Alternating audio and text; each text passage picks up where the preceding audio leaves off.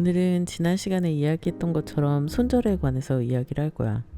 좋아하는 친구들하고도 멀어지는데 굳이 인연을 끊어내는 수고를 해야 하나 하는 의문이 들 때도 있었거든. 근데 재미있는 건 말이지, 좋아하는 친구들은 서로 배려하느라고 연락 못해서 멀어지는 경우가 종종 있는데, 좀 별론데? 라고 생각했던 사람들은 이상하게도 끊어내지 않으면 계속 이어지는 경우가 더 많아. 그래서 생각해보니까 이 사람들은 보통 자기 필요할 때만 연락을 하거든. 그 사람의 필요에 의해서 관계가 이어지는 경우들 있잖아. 그런데 그게 나한테 나쁜 영향을 끼칠 때 그런 사람들은 멀리하는 게 좋은 것 같아. 지금부터는 내가 경험했던 내 생각에 아주 건강하지 못했던 관계들, 적당하게 거리를 두고 지내도 유해했던 사람들에 대한 이야기를 할 거야. 첫 번째는 에너지 뱀파이어들이야. 흔히 말하는 나를 감정 쓰레기통으로 사용하는 사람들. 자기 혐오와 자기 연민에 빠져서 불평 불만이 끊이지 않고 남 험담하기 좋아하는 그런 부류의 사람들 있잖아. 그리고 남의 이야기는 별로 듣고 싶지 않아 하는 자기 말만 하는 사람들이지. 그런데 거기에다 감정 기복까지 굉장히 심하다? 그렇다면 정말 최악이지. 이런 사람들하고 만나고 집에 돌아오면 뭔가 마음이 텅 비어버린? 영혼까지 탈탈 털린 기분이 들 때가 많았어. 누구나 상황이 힘들 때 한 번쯤은 죽고 싶다 이런 마음들을 품을 수 있지. 오히려 그런 생각을 하지 않는 사람이 드물지 않을까? 근데 그런 말을 왜 습관적으로 자기의 무기처럼 쓰는 사람들 있잖아. 무작정 참았던 것 같아. 어쩌면 이 친구가 그런 시기를, 우울한 시기를 지나고 있어서일지도 모른다고 생각하면서 말이지.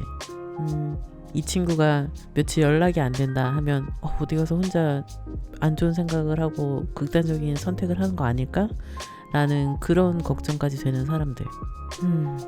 그런 불안한 마음을 계속 들게 하는 관계는 결코 좋지 않은 것 같아. 건강한 관계라면 안정감이 들게 하지. 내가 이 사람하고 있으면 안전하다, 즐겁다, 유쾌하다. 그런데 그것들과 정반대의 감정들을 계속 자극하는 친구들은 멀리하는 거 말고는 할 수 있는 게 별로 없었어. 나한테도 굉장히 친한 친구 중에 이런 사람이 있었거든. 근데 한 번은 그 친구한테 내가 겪고 있던 나의 불행을 조금 꺼내서 보여줬거든. 실수한 거지. 나도 체력이 안 될 때는 힘든데 그 친구가 내 이야기를 들을 준비가 되어 있겠냐고. 당연히 안 됐겠지. 그냥 덜어내기만 하고 들어줄 수는 없는 사람이었던 거야. 빛의 속도로 멀어지더라. 그래 우리의 우정은 여기까지구나 라는 생각이 들었어. 와, 이렇게 빠른 애였나? 싶을 정도였지. 그동안 그 친구한테 내가 드렸던 그 모든 시간들이 정말 허무하게 느껴지더라고. 한편으로 이용당한 기분마저 들었어. 근데 나는 그 사람의 상담사가 아니잖아. 그래서 양방향이 되지 않는 우정이라면 그런 관계는 정리해도 좋다고 생각했어. 그런데 이보다 더 무서운 게 뭔 줄 알아? 내가 어떤 힘든 점, 불행 같은 것을 얘기를 했을 때 그런 불행을 도파민으로 먹고 사는 사람들이 있다? 내가 꺼내놓은 힘든 일이 그 사람한테 묘한 희열이나 우월감, 그런 것들을 자극한 거지.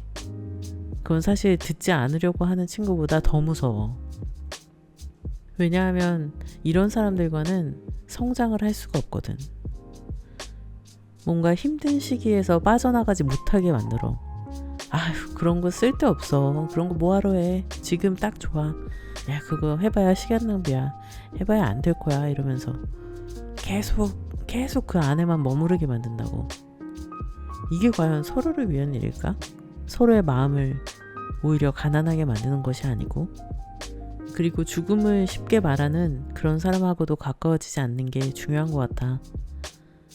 특히 자기 자신이 그런 마음을 조금이라도 품고 있는 사람이라면 그런 우울감에 심취한 사람들 있잖아. 아니, 거의 도취에 가깝게 그쪽으로만 계속 끌려가는 사람들. 같이 밝은 곳으로 계속 끊임없이 걸어가려고 해도 힘든데 내가 체력이 안 되잖아? 내 마음도 건강하지 못한 상태에 그러는 사람들하고 같이 엮이게 되면 정말 늪으로 빠지기 십상이야. 정말. 진짜 죽고 싶은 게 아니라 그냥 이렇게 살고 싶은 게 아닌 마음이라면 그러면 나를 살리는 것들을 해야지. 왜 자꾸 반대쪽을 바라봐. 각자 다 상황이 다르겠지만 그런 방법들을 같이 찾으려고 하는 사람들이 있다면 그들하고 함께 해야지.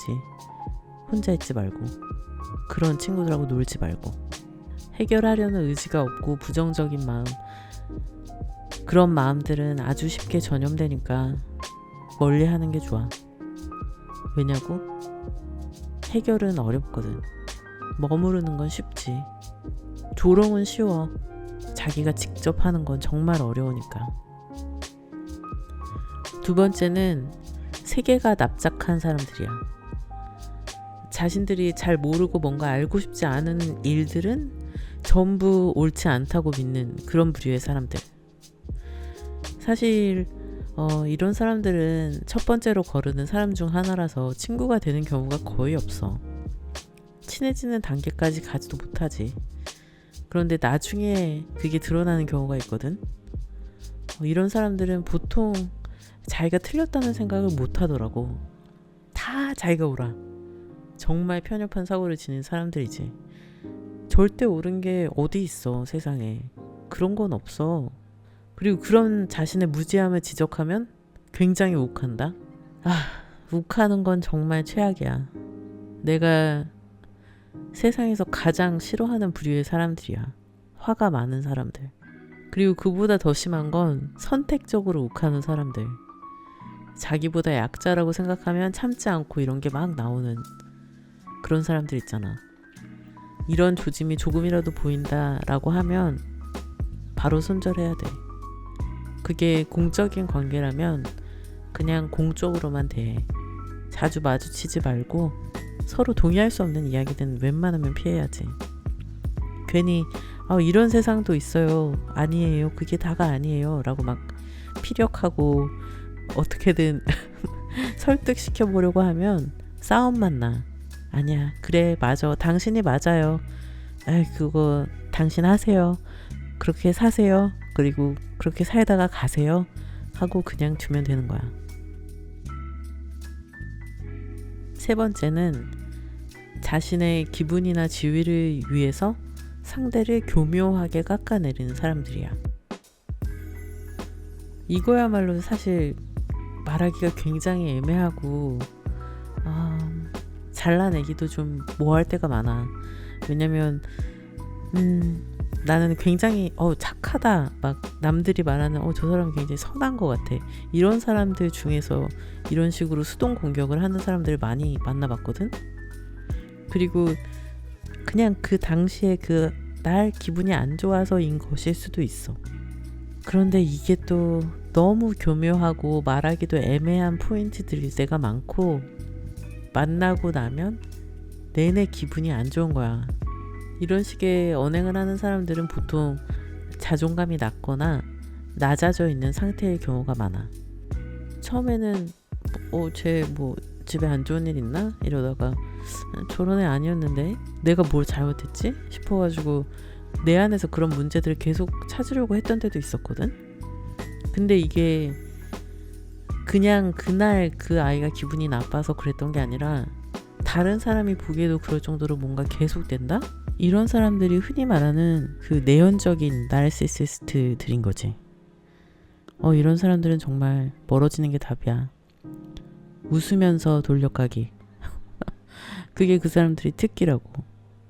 다 큰 성인이 이렇게 비열하게 자신의 바닥을 드러내면서 자신의 바닥을 드러내는 거라는 걸 모르겠지. 모르니까 그렇게 하겠지. 그래. 근데 이건 그 사람의 문제지 나의 문제는 아니잖아. 이런 사람하고 건강한 관계를 이어갈 수 있을까? 나는 아니라고 생각해.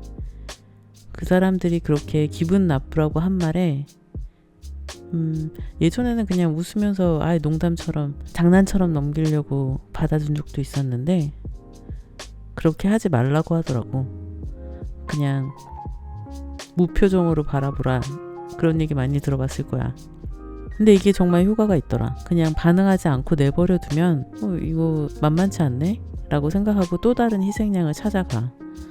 어쩔 수 없어. 그런 사람들은 멀리 지내는 게 좋아. 나는 기본적으로 사람은 내가 바꿀 수 있는 게 아니라고 생각하거든. 사람의 마음은.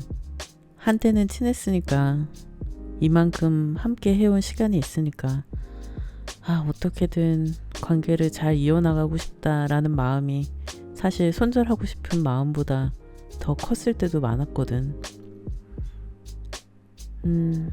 근데 그 사람하고 틀어진 관계를 어떻게든 다시 고쳐보고 싶은 마음하고 지쳐버린 마음 중에서 지친 마음이 그 노력하고 싶은 마음을 이길 때 손절에 대해서 생각이 되는 것 같아.